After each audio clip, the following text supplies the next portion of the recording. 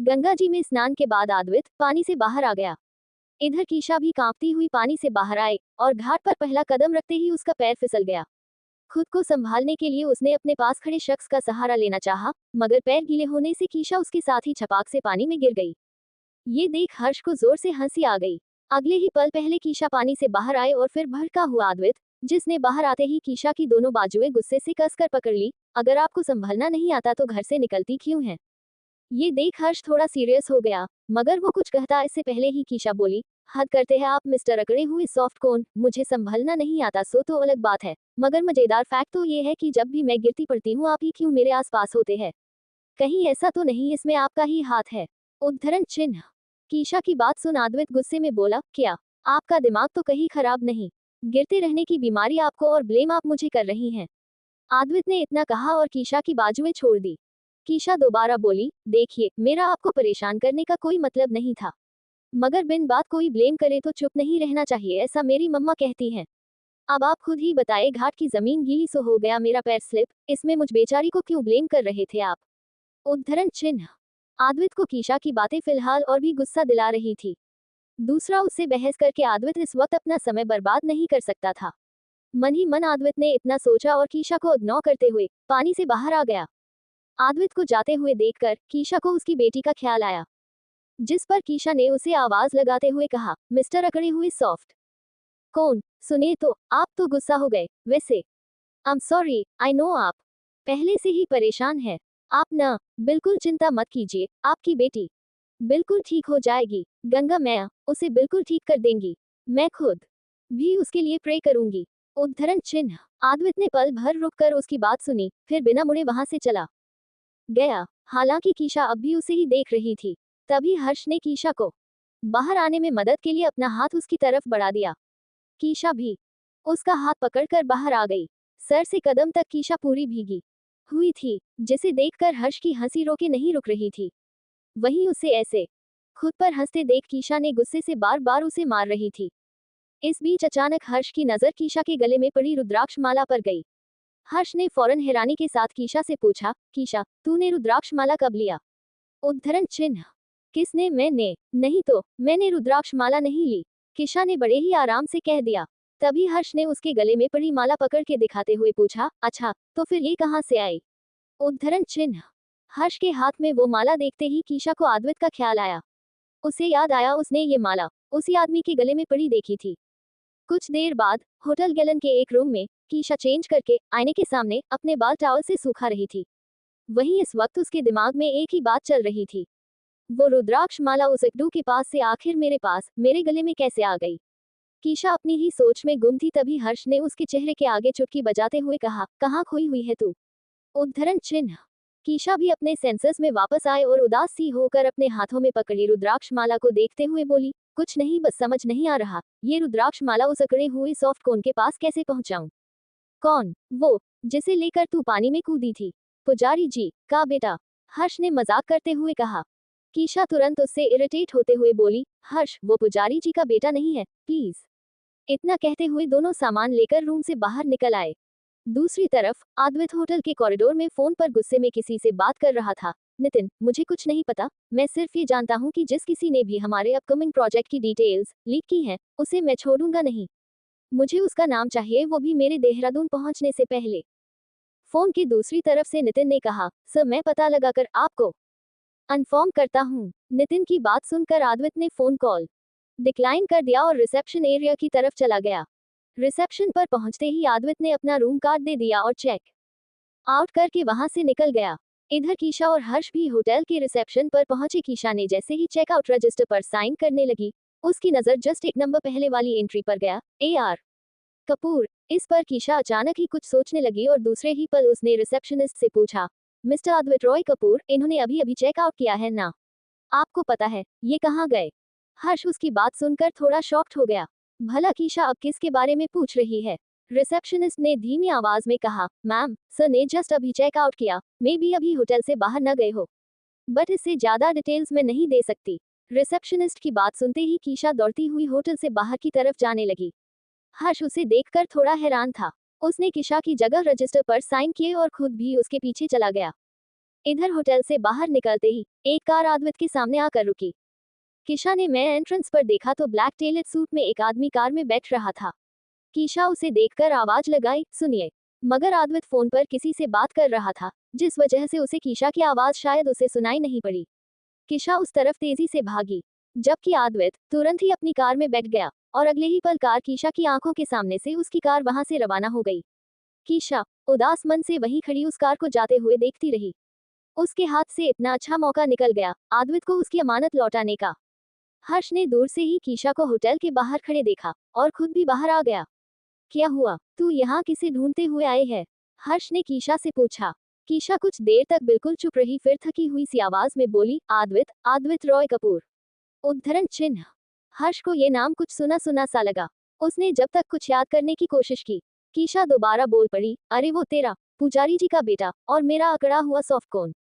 ओह, मतलब जिसका ये रुद्राक्ष माला है? हर्ष ने पूछा। बट तुझे उसका नाम कैसे पता चला? हर्ष के सवाल पर कीशा ने उसे बताया कि उसने आद्वित का नाम रिसेप्शन पर एंट्रीज में देखा।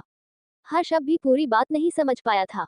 कीशा ने आगे कहा, हर्ष, मैंने आद्वित की फोटो देखी थी कुछ दिन पहले न्यूज़पेपर में, उसे सीईओ ऑफ द ईयर का अवार्ड मिला था। जब रजिस्टर में वो नाम देखा तो मुझे याद आया। अब हर्ष को सारी बात समझ आई। दूसरी तरफ कार में आद्वित अपने लैपटॉप में अमेरिका के बेस्ट डॉक्टर्स की लिस्ट देख रहा था। उसे अपनी बेटी के इलाज के लिए इस वक्त किसी भी कीमत पर बेस्ट डॉक्टर्स की एक टीम चाहिए। इधर कीशा पार्किंग के बाहर हर्ष का वेट कर रही थी कि तभी उसके फोन रिंग करने लगा। कीशा ने फोन स्क्रीन की तरफ देखा तो उसके चेहरे पर एक मुस्कान आ गई। ये कीशा के डैड नीलेश जी का कॉल था। कीशा ने फोन उठाकर कान पर लगाया तो दूसरी तरफ से नीलेश जी की आवाज आई, बेटा कीशा, हो कहाँ तुम सुबह से? और ये नोट, इसका क्या मतलब है? नीलेश जी की बात पर कीशा मुंह बनाते हुए बोली, क्या डड्डू? नोट पर साफ साफ तो लिखा है, मैं मेरी गंगा मैया और मेरे भोले से भोले बाबा से मिलने हरिद्वार जा रही हूँ। महाशिवरात्रि पर ऐसा हो सकता है कि शिव जी के दर्शन करने यहाँ मैं ना आऊं। एंड डोंट वरी, मैं हर्ष के साथ हूँ। फिक्र भी हमें इसी बात की है गुड़िया रानी कि तुम हर्ष के साथ, क्योंकि दोनों के एक साथ होने के बाद वक्त, लोग, दुनियादारी, किसी चीज की परवाह कहाँ रहती है तुम दोनों को। डैडू, हमने दर्शन कर लिए हैं, अब हम बस घर ही आ रहे हैं। कीशा फोन पर इतना कह ही रही थी कि तभी हर्ष आ गया।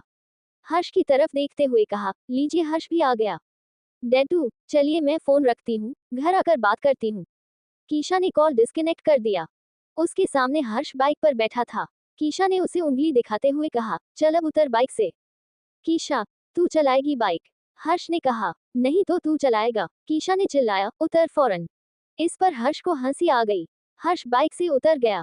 कीशा झट से बाइक के ऊपर बैठ गई और किक करते हुए बाइक स्टार्ट के हर्ष को पीछे बैठ ने का इशारा किया। हर्ष जैसे ही बाइक पर पीछे बैठा, कीशा ने बाइक का एक्सेलेरेटर लेते हुए बाइक को लगभग हवाई जहाज बनाकर हवा से बातें करने लगी। दूसरी तरफ अपना लैपटॉप बंद करके आद्वित ने अपना मोबाइल निकाल और अपनी कॉल बुक की ब्लॉक लिस्ट में एक कॉन्टैक्ट पर क्लिक किया, श्वेता। आद्वित कुछ देर तक उस नंबर को घूरता रहा। उस नंबर की 4 लास्ट डिजिट्स 9316 से आद्वित चाहकर भी अपनी नजरें हटा नहीं पा रहा था। उसके मन में क्या चल रहा था, अब ये तो केवल आद्वित ही जान सकता था। लगभग 1 घंटे बाद आद्वित की कार लाइफ केयर हॉस्पिटल के बाहर आकर रुकी। आद्वित कार से उतरकर हॉस्पिटल के अंदर चला गया। हॉस्पिटल में एंटर करते ही आद्वित की नजर एक औरत पर गई जो एक लॉयर के साथ कुछ बात कर रही थी। उसे देखते आद्वित के कानों में एक आवाज गूंजने लगी, I can't be with you. Advit, तुम साथ रहने लायक नहीं हो। तुम जैसा पति होने से तो काश मैं विधवा होती। शर्म आती है मुझे तुम्हारे साथ। आद्वित ने अपनी आंखें बंद कर ली और एक गहरी सांस लेकर उस तरफ देखे बिना ही वहां से चला गया। हॉस्पिटल के कॉरिडोर से होते हुए आद्वित सीधे वार्ड नंबर 216 में चला गया। वार्ड में आते ही आद्वित की नजर बेड पर गई। वार्ड में बेड पर उसकी नन्ही सी परी थी, आरोही। आरोही इस वक्त सोई हुई थी। वार्ड में उसके अलावा एक नर्स थी जो उसके बेड के पास बैठी थी। आद्वित ने नर्स को वहां से जाने का इशारा किया। अगले ही पल नर्स वहां से चली गई। इसके बाद आद्वित खुद जाकर आरोही के पास बैठ गया।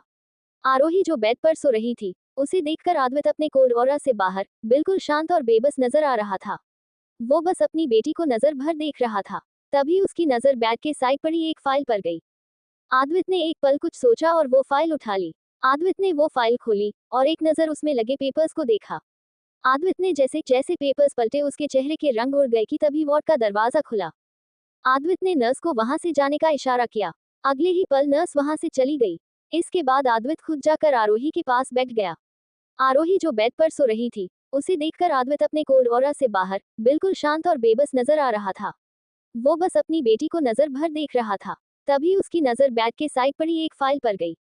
अद्वैत ने एक पल कुछ सोचा और वो फाइल उठा ली। अद्वैत ने वो फाइल खोली और एक नजर उसमें लगे पेपर्स को देखा। अद्वैत ने एक पल कुछ सोचा और वो फाइल उठा ली। अद्वैत ने वो फाइल खोली और एक नजर उसमें लगे पेपर्स को देखा। अद्वैत ने जैसे जैसे पेपर्स पलटे उसके चेहरे के रंग उड़ गए कि तभी वार्ड का दरवाजा खुला और कोमल वहां आ गई। अद्वैत के हाथ में वो फाइल देखकर ही कोमल थोड़ी परेशान नजर आ रही थी। अद्वैत ने एक नजर फाइल में उन पेपर्स पर डाली और दूसरे पल कोमल की तरफ देखकर पूछा, ये कस्टडी के पेपर्स? ये यहाँ किस लिए? कौन लाया इन्हें? अद्वैत ने थोड़ा गुस्से के साथ पूछा था, जिससे कोमल जरा कांप गई। अद्वैत ने जैसे जैसे पेपर्स पलटे उसके चेहरे के रंग उड़ गए कि तभी वार्ड का दरवाजा खुला और कोमल वहां आ गई। अद्वैत के हाथ में वो फाइल देखकर ही कोमल थोड़ी परेशान नजर आ रही थी। अद्वैत ने एक नजर फाइल में उन पेपर्स पर डाली और दूसरे पल कोमल की तरफ देखकर पूछा, ये कस्टडी के पेपर्स?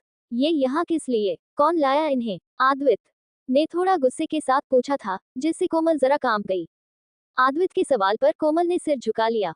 ये देख अद्वैत ने अपनी बात दोहराई। कोमल फिर भी चुप थी। इस पर अद्वैत ने गुस्से में कोमल के पास आकर दांत भींचते हुए कहा, दी मैं आपसे कुछ पूछ रहा हूँ। श्वेता आई थी न यहाँ? देखा मैंने। अब आप आगे कुछ बताएंगी या मैं खुद ही सब पता कर लूं? अद्वैत के इतना कहते ही कोमल रो पड़ी। अद्वैत वो श्वेता अब आरोही की कस्टडी चाहती है। इसके लिए उसने कोर्ट में अपील भी कर दी है और यहाँ ये पेपर्स देने आई थी। कोमल ने अद्वैत को पूरी बात बताई। कोमल की बात सुनकर ही अद्वैत का दिमाग सुन्न पड़ गया। कुछ देर के लिए मानो उसके शरीर में जान ही नहीं रही। तभी पीछे से एक मासूम सी आवाज सुनाई पड़ी, पप्पा आप आ गए। आरोही की आवाज कानों में पड़ते ही मानो अद्वैत के शरीर में जान वापस आ गई। अद्वैत ने पलटकर आरोही की तरफ देखा जो बेड पर उठकर बैठ गई थी। उसने अपने छोटी छोटी बाहों को फैला रखा था और अद्वैत के गले से लगने का इशारा कर रही थी। अद्वैत ने उसे देखते ही बस गले से लगा लिया। अद्वैत के सीने से लिपटी आरोही कमजोर सी आवाज में बोली, अब हम घर जाएंगे ना पप्पा? और फिर उम्मीद भरी नजरों से अद्वैत को देखने लगी। उसका सिर सहलाते हुए अद्वैत ने बेबस होकर कहा, अभी नहीं बेटा, अभी पप्पा सिर्फ अपनी परी से मिलने आए हैं। हम घर चलेंगे बट कल। अद्वैत की बात से आरोही का मुंह उतर गया। उसने थोड़ा उदासी के साथ कहा, बट आपने कहा था हम आज घर चलेंगे। अद्वैत ने उसकी आंखों में उदासी पाई। उसने आरोही को गोद में उठा लिया। अब कहा तो था, बट ना आपके जो डॉक्टर है सच्ची बहुत स्ट्रिक्ट है। मैंने जैसे ही कहा कि मैं मेरी आरू को घर ले जाऊंगा उन्होंने तो मुझे ही जोर से डांट लगा दी। अब बताओ पप्पा करे तो करे क्या? अद्वैत ने अपनी मासूम सी परी के सामने बड़ी ही मासूमियत से अपनी परेशानी जाहिर करते हुए कहा। उसने आरोही को गोद में उठा लिया। अब कहा तो था, बट ना आपके जो डॉक्टर है सच्ची बहुत स्ट्रिक्ट है। मैंने जैसे ही कहा कि मैं मेरी आरू को घर ले जाऊंगा उन्होंने तो मुझे ही जोर से डांट लगा दी। अब बताओ पप्पा करे तो करे क्या? अद्वैत ने अपनी मासूम सी परी के सामने बड़ी ही मासूमियत से अपनी परेशानी जाहिर करते हुए कहा। अद्वैत की बात पर आरोही अपनी उदासी भूलकर उसके गले से लग गई और धीमे से बोली, इट्स ओके देन, हम कल घर चलेंगे। अद्वैत ने उसे बड़े ही प्यार से गोद से नीचे उतार कर बेड पर बिठा दिया और फिर आरू को सराहते हुए कहा, गुड गर्ल, मेरा बच्चा सच्ची बहुत समझदार है। इसके बाद अद्वैत ने कोमल से आरोही का ध्यान रखने के लिए कहा और एक फोन कॉल करते हुए वार्ड से बाहर चला गया। हॉस्पिटल के कॉरिडोर में फोन पर बात करते हुए अद्वैत ने नितिन से कहा, उम्मीद है कि तुमने अब तक उस आदमी का पता लगा लिया होगा जिसने मुझसे धोखाधड़ी करने की हिम्मत की है। दूसरी तरफ से नितिन की आवाज आई, यस सर, कौशल कौशल गुप्ता, नीलेश गुप्ता का लड़का, इस प्रोजेक्ट में नीलेश जी की जगह काम कर रहा था। ये सब उसका ही काम है। नितिन ने पूरे कॉन्फिडेंस से अद्वैत से सारी बात बताई। नितिन की बात सुनने के बाद अद्वैत ने कुछ देर मन ही मन कुछ सोचा, फिर कहा, इंटरेस्टिंग, गुप्ता एंटरप्राइजेस इतना बड़ा कब हो गया कि अद्वैत रॉय कपूर से धोखाधड़ी करते भी उनकी रूह नहीं कांपी। खैर अभी सब कुछ नॉर्मल रहने दो, पहले ये पता करना होगा कि ये सब किया किसके कहने पर गया है। आगे का प्लान मैं बाद में बताऊंगा। उद्धरण चिन्ह। दूसरी तरफ कीशा की बाइक फुल स्पीड में रेवती सदन आकर रुकी। अचानक से ब्रेक लगने पर हर्ष कीशा की पीठ से चिपक गया। कीशा फौरन गुस्से से बोली, हर्ष तू ना एक नंबर का कुत्ता है, कोई चांस नहीं छोड़ता ना। हट पीछे, डेडू आ जाएंगे। हर्ष झट से पीछे हटकर बाइक से उतर गया और आंखें छोटी करते हुए बोला, अच्छा जी, ब्रेक तूने लगाई अचानक और ब्लेम मुझे कर रही है। इधर हर्ष और कीशा में बहस चल ही रही थी कि इतने में एक बूढ़ी औरत गार्डन से झांक कर उन दोनों को देखकर मुस्कुराने लगी। ये दोनों भी ना एक दूसरे के साथ रहा जाता है इनसे, ना एक दूसरे के बिना। उस औरत ने दोनों की बहस सुनकर हंसते हुए खुद ही खद में कहा। दोनों की बहस अब भी जारी थी। भक्त तेरी गलती थी हर्ष, एक्सेप्ट कर। कीशा ने हर्ष से कहा। चुप कर जा, गलती तेरी थी कीशा, तूने ब्रेक लगाई, कोई भला ऐसे ब्रेक लगाता है? हर्ष ने कहा। दोनों में बहस खत्म होने का नाम ही नहीं ले रही थी कि तभी पीछे से एक लड़की आवाज, बस अब चुप करोगे तुम दोनों? हर्ष और कीशा ने मुड़कर देखा तो उनके सामने रीशा खड़ी थी। जरा भी डर नहीं लगता दोनों को ना? मैं गेट पर खड़े होकर लड़ रहे हो, अंदर पापा कब से वेट कर रहे हैं दोनों का, रीशा ने उन दोनों को डांटते हुए कहा। हालांकि वो कीशा की छोटी बहन मगर तो बड़े बने रहना जैसा ही उसका स्वभाव है। कीशा से बिल्कुल उल्टा। जहां कीशा चुलबुली, चाहती और लड़ाकू है, वहीं रीशा बिल्कुल बिल्कुल शांत, सरल और शालीन। उसकी बात पर कीशा झट से बोली, ओके दादी अम्मा चल। इतना कहकर कीशा अंदर आ गई। वहीं हर्ष ने रीशा को टीप लगाकर कहा, चले देवी माँ। हर्ष के इतना कहते ही हर्ष तो अंदर चला गया, मगर रीशा वहीं खड़ी कुछ देर उसे देखती हुई मुस्कुराती रही। कीशा और हर्ष को देख वो बूढ़ी औरत गार्डन से बाहर आ गई। कीशा उन्हें देखते ही गले से लग गई। ओफो क्या सरप्राइज है, आप वापस गई मिसेस रेवती गुप्ता? कीशा चाहती हुई बोली, और बताओ आपका शुगर बीपी सब नॉर्मल है कि नहीं? उद्धरण चिन्ह। अरे हाँ डॉक्टरनी साहिबा, अब वापस आ गई हूँ गांव से, खुद ही कर लेना मेरी सेहत का मुआयना। कीशा की बातें सुन रेवती जी ने कहा। इतने में हर्ष भी उनके पैर छूकर साइड से उनके गले लगते हुए बोला, हेलो दादी माँ। फिर कीशा को चिढ़ाते हुए कहा, देख ले कीशा मेरी टीममेट वापस आ गई। उद्धरण चिन्ह। रेवती जी ने उसके सर पर हाथ फेरते हुए कहा, खुश रहो, बस मेरी बच्ची को परेशान करना कभी मत छोड़ना, कम से कम मुस्कुराती रहती है तेरे होने से हर्ष। इस बीच रेवती जी का ध्यान रीशा की ओर गया जो अब भी वहीं खड़ी उन सबकी तरफ देख रही थी। रीशा तू वहां अकेली क्यों खड़ी है, चला जा तू भी इधर सबके साथ, रेवती जी ने उसे आवाज लगाते हुए कहा। तभी रीशा जो कब से हर्ष को निहारे जा रही थी अपने सेंसेस में वापस आ गई। उसने एक स्माइल के साथ अपने सर पर हल्की सी थपकी मारी और रेवती जी को देखकर बोली, जी दादी अभी आई। इसके बाद सब एक साथ घर के अंदर चले गए। अंदर ड्राइंग रूम में नीलेश जी और उनके साथ कुछ मेहमान बैठे हुए थे। रेवती जी मेहमानों के साथ आकर सोफे पर बैठ गई। वही कीशा की माँ कीर्ति जी सबके लिए चाय नाश्ते का इंतजाम कर रही थी। रीशा फौरन जाकर उनके साथ हाथ बटाने लगी। कीशा को देख नीलेश जी उससे नम्रता के साथ बोले, आओ बेटा मिलो सबसे। उनकी बात सुनकर कीशा ने सर झुकाकर वहां बैठे तीनों लोगों को प्रणाम किया और नीलेश जी के पास खड़ी हो गई। मेहमानों में एक अधेड़ उम्र का आदमी जिसने कुर्ता पैजामा पहना हुआ था, उनके पास बैठी एक अधेड़ उम्र की औरत जो ग्रे साड़ी में काफी सुंदर लग रही थी, और उनके बीच बैठा एक यंग लड़का जो किसी से ज्यादा बात नहीं कर रहा था, बस अपने दोनों हाथ की उंगलियां आपस में फंसा कर सबको ऑब्जर्व कर रहा था। उस लड़के का रंग गेहुआ और रेक्टेंगुलर स्पेक्स के पीछे गहरी भूरी सी आंखें, व्हाइट शर्ट और ब्लू जीन्स में वो काफी हैंडसम नजर आ रहा था। कीशा उन सबको देखकर पहचानने की कोशिश करने लगी। तभी अचानक नीलेश जी ने उन सब की तरफ इशारा करते हुए कहा, कीशा पहचाना आपने इन्हें? कीशा फिर उन्हें देख दिमाग पर जोर डालने लगी। इस बीच नीलेश जी ने दोबारा कहा, ये हमारे परम मित्र तुम्हारे उमेश चाचा जी, ये इनकी पत्नी तुम्हारी प्रीता चाची जी है, और ये नीलेश जी वहां बैठे लोगों में से उस अधेड़ उम्र के आदमी और औरत के बारे बताते हुए इतना बोल ही रहे थे कि तभी उस तीसरे लड़के की इशारा करते हुए कीशा बीच में लपक कर बोली, ये सर्वेश है। और फिर एक पल के लिए रुककर आगे थोड़ा अटकते हुए बोली, जिसके साथ मैं बचपन में खेला करती थी, राइट। और फिर ये कॉलेज के फर्स्ट ईयर के बाद ही मुझे छोड़ के हायर स्टडीज के लिए यूएस चला गया था। वो लड़का सर्वेश जो उमेश जी और प्रीता जी के बीच में बैठा था, कीशा की बात सुनते ही बोला, कीशु मेरा भी कहाँ मन था तुम्हें छोड़ के जाने का। उसके इतना बोलते ही सब उसे ही देखने लगे। तभी उसने रियलाइज किया कि जल्दबाजी में उसने कहा, तुम्हें छोड़ के जाने का, यानी कि कीशा को। इस पर सर्वेश ने वापस अपनी बात बदलते हुए कहा, मेरा मतलब है कि आप सबको देहरादून को इंडिया को छोड़ के जाने कहाँ मन था मेरा, आप लोगों ने ही फोर्स किया था। ये कहते वक्त सर्वेश के एक्सप्रेशंस बिल्कुल ऐसे थे जैसे उसकी कोई चोरी पकड़ी गई हो। सभी उसको ऐसे देखकर हंस पड़े। फिलहाल ये सब कुछ देखकर एक ही इंसान था जिसके चेहरे पर हंसी नहीं बल्कि गुस्सा और जलन तनी हुई लकीरें थी, हर्ष।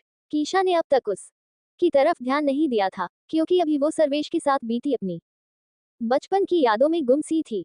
हर्ष को मन ही मन गुस्सा आ रहा क्योंकि कीशा और सर्वेश एक दूसरे को लेकर कुछ ज्यादा ही इंटरेस्टेड नजर आ रहे थे। हर्ष ने मन ही मन सोचा, ये उल्लू का पट्टा कीशा को ही क्यों देख रहा है? इसे कोई और नहीं दिख रहा क्या यहाँ पर? और कीशा ये क्यों पागलों की तरह मुस्कुराए जा रही है? उद्धरण चिन्ह। इतना सोचकर हर्ष ने कीशा से कहा, कीशा, आई थिंक सर्वेश सबके बीच थोड़ा बोर सा हो रहा है। मिलवाएगी नहीं अपने पुराने दोस्त से मुझे?